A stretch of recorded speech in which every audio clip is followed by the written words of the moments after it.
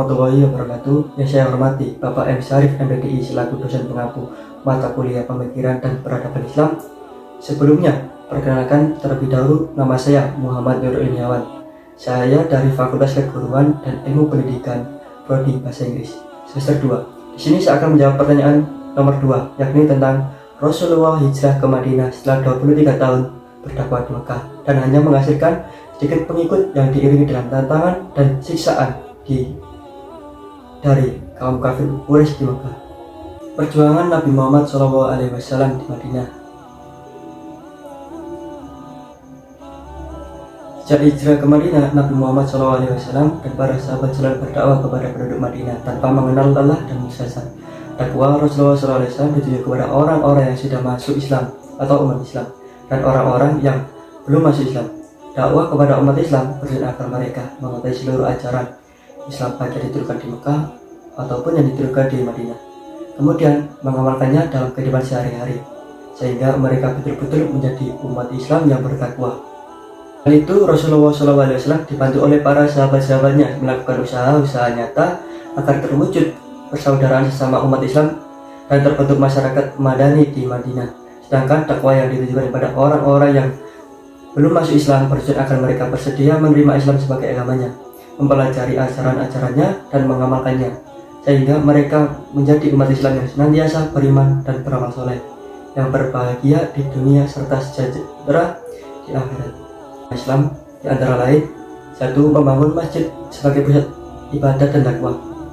Membangun masjid ini merupakan usaha pertama Nabi Muhammad SAW dan membentuk masyarakat Islam Madinah. Masjid yang pertama dibangun Nabi di Madinah adalah Masjid Nabawi yang dibangun pada bulan Rabiul Awal 1 Hijriah atau September 622 sebelum Masehi. Yang kedua adalah membangun ekonomi rakyat dengan membangun pasar yang tidak jauh dari lokasi masjid. Untuk membangun perekonomian rakyat sekaligus sebagai sarana dalam menyebarkan agama Islam, Nabi Muhammad SAW dan para sahabat mendirikan pasar yang lokasinya tidak jauh dari Masjid Nabawi. Pasar yang dibangun dimaksudkan sebagai langkah untuk mendidik umat bagaimana ajaran agama Islam mengatur roda perekonomian dengan begitu adilnya. Pasar tersebut telah merubah sistem pasar Yahudi yang pada saat itu dengan kehadiran pasar yang menganut sistem perekonomian Islam disambut hangat oleh masyarakat Madinah karena mampu menyuguhkan sistem perekonomian yang menguntungkan semua pihak, jauh dari riba dan keserakahan. Pasar Madinah inilah yang kemudian menjadi urat nadi perekonomian negara Islam yang pertama yang berpusat di Madinah. 3. Mempersaudarakan kaum Muhajirin dan kaum Ansor. Nabi Muhammad dalam hijrahnya ke Madinah mempersaudarakan kaum Muhajirin dan kaum Ansor. Kaum Muhajirin adalah orang-orang Islam dari kota Mekah yang juga ikut berhijrah ke Madinah dengan Nabi. Sedangkan kaum Ansor adalah kaum yang menerima kedatangan umat Islam di Madinah. Beliau mempersaudarakan kaum Muhajirin dan kaum Ansor agar mereka dapat saling membantu dan mengasihi satu sama lain.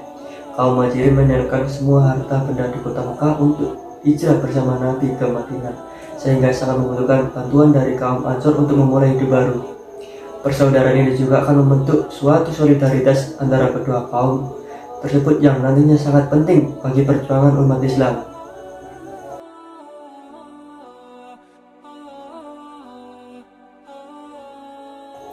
Berikut adalah 3 hikmah hijrahnya Rasulullah ke Madinah. Yang pertama adalah terhindar dari kezaliman kafir Quraisy. Yang kedua, hijrah adalah pintu gerbang yang mengantarkan Islam pada kejayaan dan kesuksesan. Ketiga, pada hijrah terdapat semangat persaudaraan. Hal ini terlihat pada hubungan kaum Muhajirin dan kaum Ansor, juga hubungan kaum muslimin dengan non-muslim di Madinah. Sikap yang harus diteladani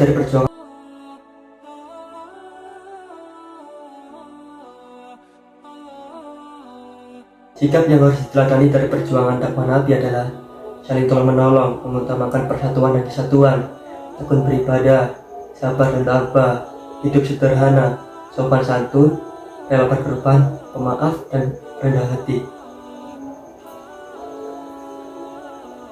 Sekian dari saya, begitulah penjelasan singkat dari saya.